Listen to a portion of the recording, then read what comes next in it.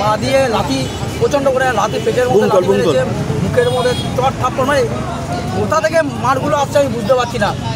মানে গাড়ি ফাড়ি ভাঙচুর করে আমাদেরকে প্রচণ্ডভাবে ফিজিক্যালি অ্যাসল্ট করেছে। পুলিশকে জানিয়েছেন, ইলেকশন কমিশনকে জানিয়েছেন? হ্যাঁ, ইলেকশন কমিশনের দাদা জানিয়েছে। হ্যাঁ, ওখানে তারপরে ওখানে সিআরপিএফ ঢুকে ওদেরকে সঙ্গে সঙ্গে কারা ছিল মেনলি? আমি বুঝতে পারছি না এরা কারা, আমি জানি না এরা কারা, আমার নলেজে নেই এরা কারা। হঠাৎ করে এরকম এদেরকে আগে কখনো এলাকায় দেখেন? আমি দেখি।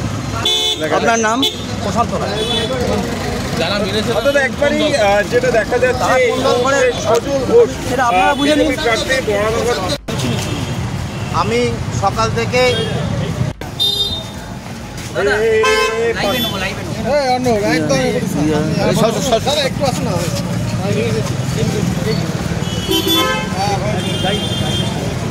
চল চল চল চল চল চল নে চলো চলো বল কি হয়েছিল আজকে।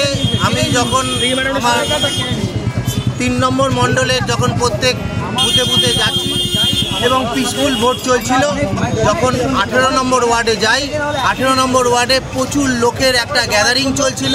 সেই গ্যাদারিংয়ের মধ্যে আমাদের যে মণ্ডল সভাপতি তাকে ঘিরে ধরে টাকার ব্লেম দিয়ে তাকে মারধর করে, এবং আমি বুথ থেকে যখন বেরিয়ে আসি তখন ঘিরে এই গাড়ি ভাঙচুর করে।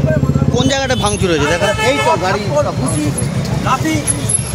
আমার ভোটার আই কার্ড তৃণমূলের গুন্ডা বাহিনী এবং তারা প্রচুর লোক ওখানে জমায়েত হচ্ছে, যাতে ওখানে পিসফুল ভোট হচ্ছে এবং প্রচুর লাইন দিয়ে লোকে সাধারণভাবে ভোট দিচ্ছে, সেই ভোটটাকে যাতে বানচাল করা যায় তার ব্যবস্থা করছে।